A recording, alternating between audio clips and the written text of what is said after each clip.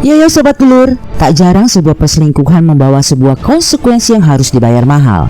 Philip, seorang pengusaha sukses, melakukan perjalanan bisnis keluar kota dan menginap di sebuah motel yang sepi pengunjung. Siapa sangka sob, akhirnya ia harus membayar mahal sebagai konsekuensi dari perjalanan bisnis itu. Gak banyak bacot lagi, kita langsung saja bahas film Introspectum Motel yang dirilis tahun 2020. Dan seperti biasa sob, review film ini ada di segmen akhir video. Ingat sob, video ini mengandung spoiler.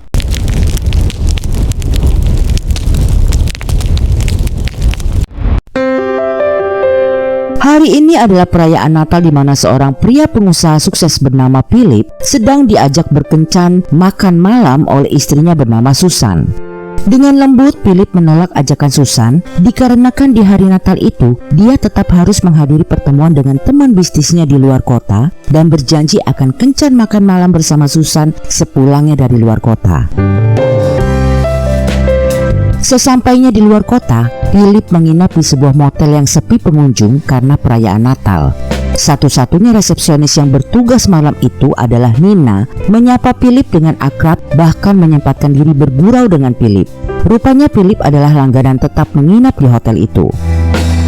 Nina memberikan kamar nomor 7 pada Philip dan mengingatkan Philip agar menjaga kuncinya baik-baik karena mereka tak memiliki cadangan kunci kamar nomor 7 itu. Sesampai di kamarnya, Philip memesan champagne untuk 2 orang yang dimintanya untuk diantarkan pada jam 7 dan jam 9 malam. Lalu Philip menghabiskan waktunya sambil merokok di pinggir danau motel. Tiba-tiba seorang pria menghampiri Philip, meminjam korek apinya dan mengenalkan dirinya bernama Paul, lalu berbincang sebentar dengan Philip. Saat Philip makan malam di restoran motel, Paul kembali menghampiri Philip. Mereka berbincang tentang Nina yang cantik yang mungkin saja bisa untuk diajak berkencan oleh Paul. Namun Philip berpamitan sebentar untuk ke toilet. Namun betapa marahnya Philip sob ketika sekembalinya dari toilet, ia mendapati Paul sedang menerima telepon dari handphone Philip yang ditinggalkannya di meja saat ke toilet. Ternyata itu adalah panggilan telepon dari Susan, istri Philip. Paul menyampaikan bahwa ia hanya membantu mengangkatnya karena handphone Philip berdering berkali-kali. Philip yang marah pun meninggalkan Paul begitu saja. Di kamarnya, Philip berusaha melepaskan kesalnya dengan rebahan, tapi tiba-tiba seseorang mengetuk pintu kamarnya. Philip membuka pintu, namun tak ada seorang pun di luar.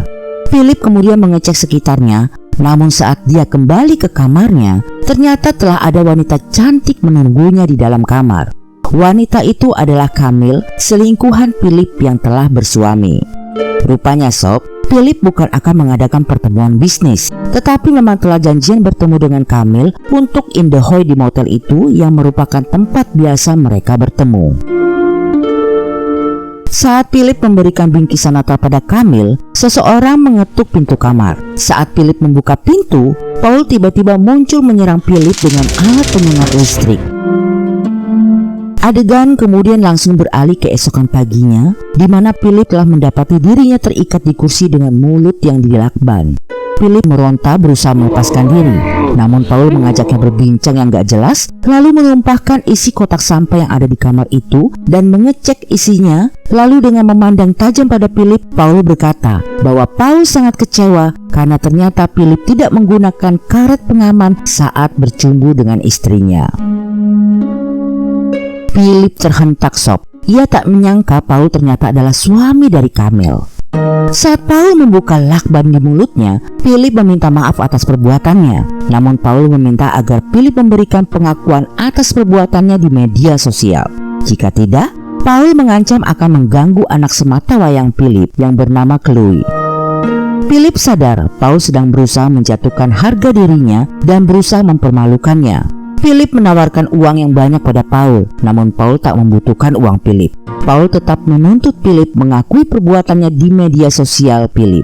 Paul juga mengatakan bahwa ia telah merekam semua perbuatan Philip. Jika Philip tak mau memberikan pengakuan, maka Paul akan mengirimkan rekaman itu pada Susan, istri Philip. Philip masih mencoba mengulur waktu, namun rupanya Paul sudah tak sabar lagi dan mengirimkan rekaman perselingkuhan Philip kepada Susan.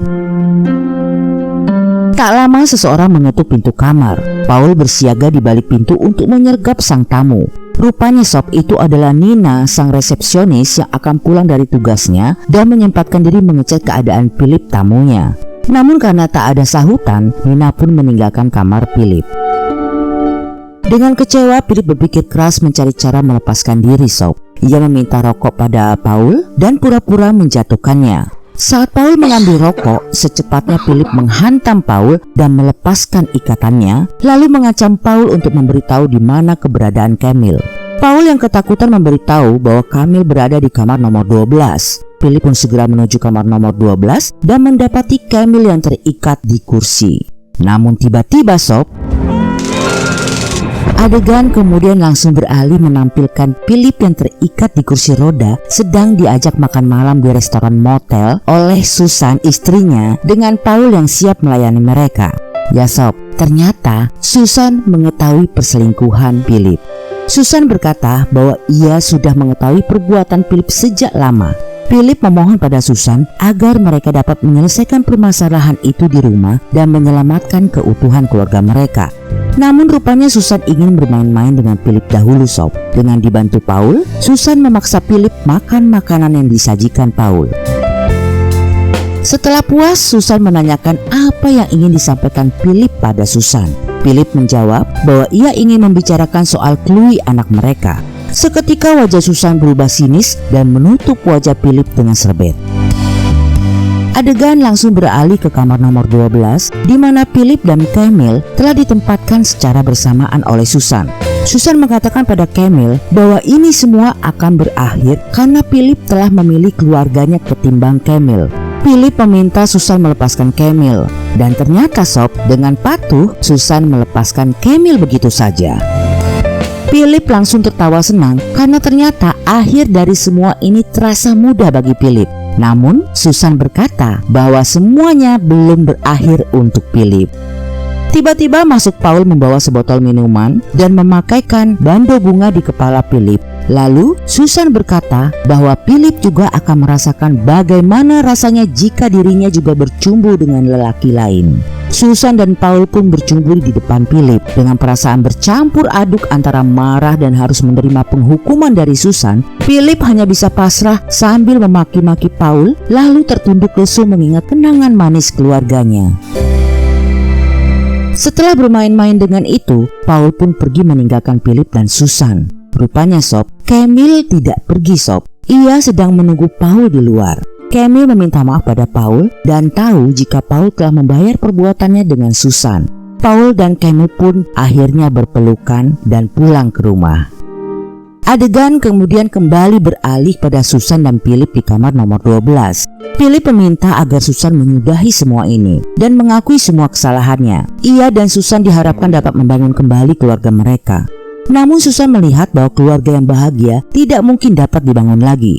Philip rela jika Susan meminta cerai, namun mereka harus membuat kesepakatan mengenai Chloe anak mereka. Mendengar itu Susan tersenyum sinis. Sambil berbisik Susan berkata bahwa Philip tidak akan pernah bisa melihat Chloe lagi. Philip langsung berontak sob. Sambil marah ia menanyakan mengapa ia tak dapat melihat Chloe lagi. Dengan tenang Susan bercerita bahwa sebenarnya saat mereka menikah, Susan itu sudah dalam keadaan hamil 6 minggu. Jadi Philip bukanlah ayah kandung dari Chloe. Philip makin marah karena selama ini ia telah merasa dibohongi oleh Susan dan mengancam Susan bahwa kini hanya ada 2 pilihan untuk Susan, yaitu jika Susan melepaskan Philip, maka Philip akan menuntut Susan atas semua perbuatannya ini. Namun jika Susan menghabisi nyawa Philip, maka Susan dapat melarikan diri.